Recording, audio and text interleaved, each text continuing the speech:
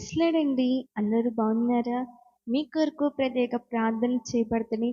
గర్భఫలం విషయంలో, అనారోగ్య విషయంలో, అప్పుల విషయంలో, కుటుంబ సమాధానం విషయంలో, వ్యసనాల పాలన ఇంటే విడుదల పొందుకునే విషయంలో ప్రతి ఒక్కరి గురించి ప్రత్యేక ప్రార్థనలు చేయబడుతున్నాయండి. ఈ దిన వాగ్దానం చూద్దాం. కీర్తన గ్రంథము 91 అధ్యాయము 11 వచనం. నీ మార్గం అంతటిలో నిన్ను కాపాడుటకు ఆయన నిన్ను గూర్చి తన దూతలను ఆజ్ఞాపించును. ఇటు వాగ్దానం ప్రతి ఒక్క బిడ్డ పట్ల నెరవేర్చబడును గాక. ఆమేన్. ఈ రోజున నువ్వు ఏ మార్గంలో వెళ్తున్నావు? వ్యాపారం చేద్దామని మార్గంలో వెళ్తున్నావా?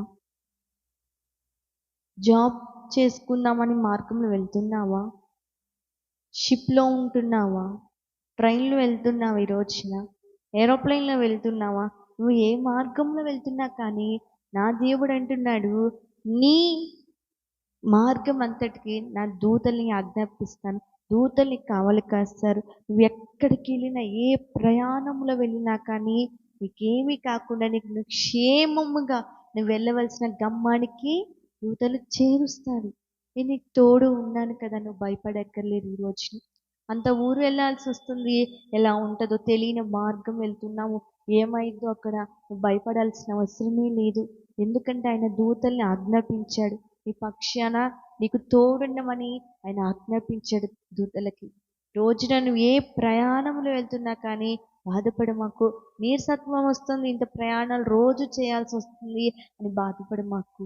ఆయన దూతలు కావలి ఉంచాడు. ఎక్కడికి వెళ్ళినా ఆయనకి తోడు ఉంటాడు. చూస్తున్నాం కదండి, ఎక్కడ చూసినా న్యూస్లో కానీ ఎక్కడైనా యాక్సిడెంట్లు ఎక్కువ అవుతున్నాయని చూస్తున్నాం.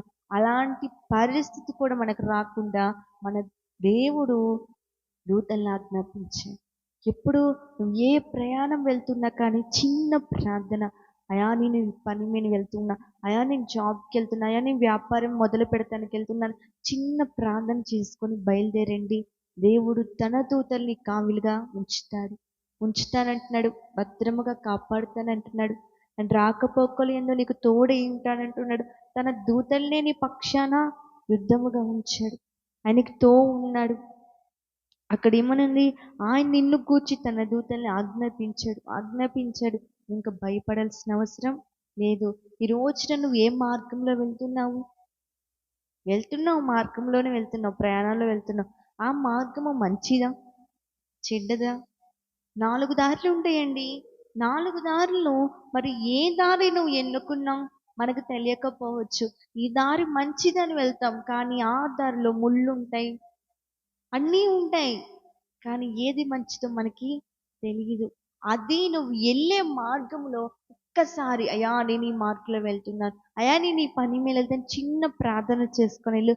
నీకన్నా ముందే నా దేవుడు సరళము చేసి ఉంచుతాడు. చిన్న ప్రార్థన మరి చేసుకుందాం. ఉదయకాల సమయంలో కళ్ళు మూసుకొని ప్రార్థన చేసుకుందాం.